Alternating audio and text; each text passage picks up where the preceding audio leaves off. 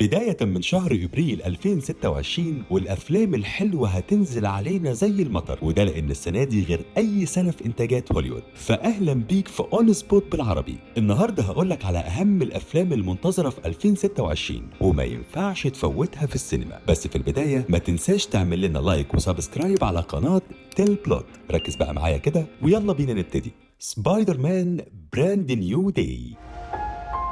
What is happening to me?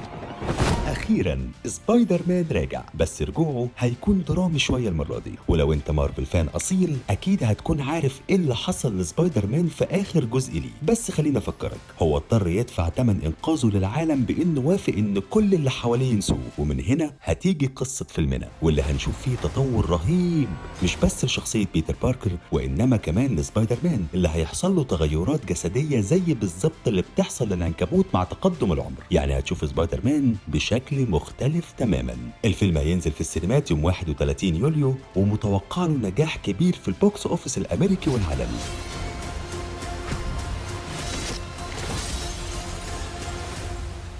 The Odyssey. No one could stand between my men.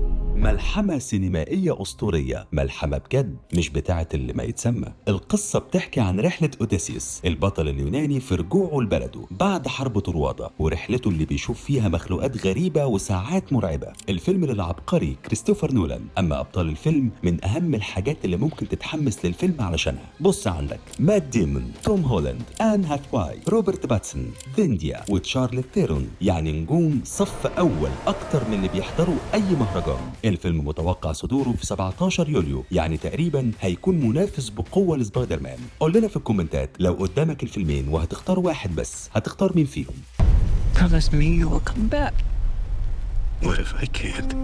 The Devil Wears Prada. But I did not hire you, and all I need to do is bide my time until you fail. Won't you take the train, dear? عدى 20 سنة وواضح إن اللعبة بين أندي ومريندا لسه ما خلصتش. الفيلم اللي حقق نجاح ساحق في الجزء الأول سنة 2006 راجع تاني السنة دي في 2026. القصة المرة دي هتكون عن صراع مريندا اللي قربت على التقاعد مع مساعدتها السابقة إيميلي، واللي بقت منافسة شرسة ليها في عالم الفاشن. وهنا كان لازم مريندا تستعين مرة تانية بأندي في المواجهة دي. طبعا الباين من التريلر التون الكوميدي المعتاد من الفيلم، وميري ستريب في ثنائيتها مع آن هاثواي بعد مرور كل السنين لسه ليها روح مميزة. حاجة فعلا تستاهل جدا تتشاف. الفيلم متوقع ينزل في دور العرض يوم 1 مايو وهيستمر خلال موسم الصيف. I just love my job. ديون. War feeds on itself. واضح ان السنة دي مش هتسمح لنا نزهق ابدا، ومحبي عالم ديون السينمائي عندهم ميعاد مع حلقة جديدة من المغامرة المبهرة. الفيلم هتدور احداثه بعد ما بول اتريدس بقى امبراطور، وهو من وقتها في صراع دائم بين الحرب الدينية والمؤامرات عليه، وبين صراعه هو الداخلي والرؤى السوداوية اللي مش قادر يهرب منها. البطولة الرئيسية طبعا لتوماس شالميه، الممثل اللي فيه خلاف كبير عليه مؤخرا في عالم هوليوود، واللي شكله بيحب إثارة الجدل شويتين. تفتكر ده ممكن يأثر على نجاح الفيلم؟ متوقع إصدار الفيلم يوم 18 ديسمبر، والميعاد ده عشان يلحق موسم الجوائز والترشيحات اللي أهمها الأوسكار. Your father never started a war. Avengers Doomsday. So that I may fight once more, defeat one more enemy. ايرون مان هيرجع من الموت ولا ايه؟ من بعد اعلان مارفل رجوع روبرت داوني جونيور في الفيلم ده من سنه تقريبا، وكل فانز مارفل بتسال ومتحمسه جدا.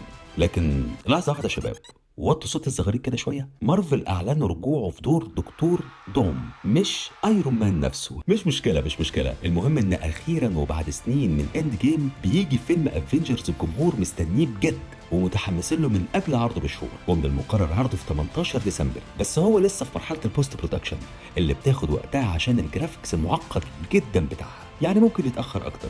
بس ده الميعاد المعلن لحد دلوقتي، والجمهور مستنيه بفارغ الصبر. Of Wakanda. Ben, Yancey Street between Broome and Grand. لو وصلت لحد هنا اتأكد انك ما نسيتش اللايك للحلقة دي من اون سبوت بالعربي، وكمان سبسكرايب للقناة، وتابعنا في باقي الترشيحات لانك اكيد هتلاقي ذوقك. مايكل. I've never heard a voice quite like yours. لسه بعد موته ب17 سنة هيفضل واحد من أكتر النجوم شعبية عبر التاريخ. السيرة الذاتية لذا كينج أوف بوب مايكل جاكسون. فيلمنا بيتابع قصة نجاحه من بداية حياته الفنية في طفولته وإزاي بيوصل للقمة والحد الأسابيع الأخيرة من عمره. البطولة راحت لجعفر جاكسون الابن الثاني الأصغر لمايكل جاكسون نفسه. في أول تجاربه في التمثيل الاحترافي مقرر صدور الفيلم يوم 22 إبريل الحالي، يعني يا دوب تلحق تحجز التيكت. You see it, you can do it. The Masters of Universe. That stuff is real. تخيل معايا بطل خارق في لعبة قديمة من الثمانينات هيبقى الفيلم يشوفه جين زي، يعني ميكس ما بين النوستالجيا مع عالم جديد تماما. الفيلم مشتق من لعبة هيمان and the Masters of Universe، وبيحكي عن شاب اسمه آدم بيكتشف إنه مش مجرد إنسان عادي، لكنه في الحقيقة الأمير إيترنيا وعليه مسؤولية مصير كوكب كامل. ولما بيحصل تهديد كبير من قوى الشر بقيادة سكلاتر، آدم بيتحول إلى البطل الأسطوري هيمان باستخدام قوة السيف السحري، وبيبدأ معركة علشان يحمي مملكته وبيمنع سقوط العالم في الظلام. متوقع صدور الفيلم 5 يونيو، وأكيد هيكون ليه نصيب من الهايب التجاري الكبير لأفلامه الموسم ده. لو بتحب الأبطال الخارقين وحابب تستكشف عوالم غير عالم الأفلام مارفل، الترشيحات الجاية ليك: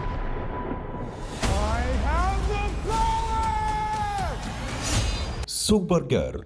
Okay, this does not look like this is gonna end well.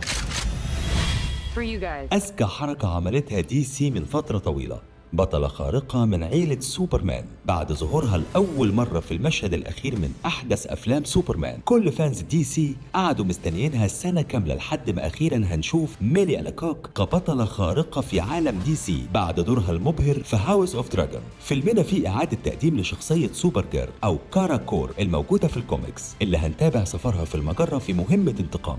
بس تفتكر الفيلم ده ممكن يعمل هايب شبه إثارة الجدل اللي قدمها لنا سوبرمان السنة اللي فاتت، وخاصة ان الناس كتير شافت فيه تلميح للقضية الفلسطينية وصراعهم ضد الشر المطلق؟ هنشوف. متوقع نزول الفيلم في دور العرض يوم 26 يونيو، يعني قبل شهر تقريبا من اصدار فيلم سبايدر مان الجديد، يعني هيكون في بينهم المنافسة المعتادة بين مارفل ودي سي. قول لنا انت فان لمين فيهم اكتر؟ And I see the truth.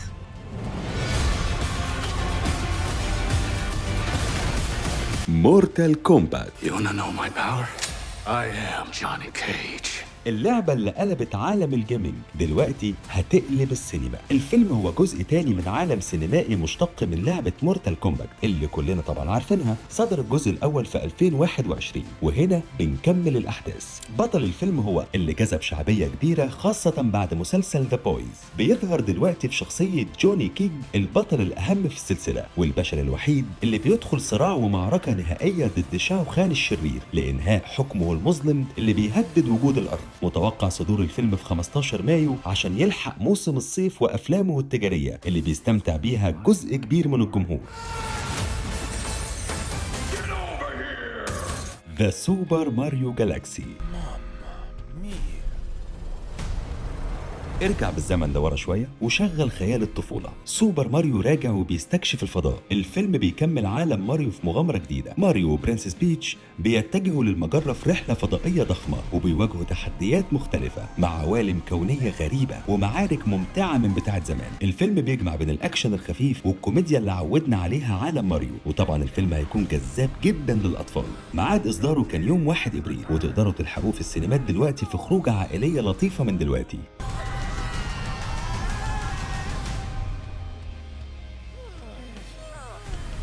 في النهاية قول لنا ايه اكتر فيلم منهم تحمست له، وتتوقع اي فيلم هيكون انجحهم. شاركنا برأيك في كومنت، وما تنساش تعمل لايك للحلقة دي وتستنى ترشيحاتنا واخبارنا في حلقات جاية من اون سبوت بالعربي. وطبعا سبسكرايب لقناة تيل بلوت عشان هتلاقي فيها حاجات كتير ومختلفة عن عالم السينما والانتاج التلفزيوني.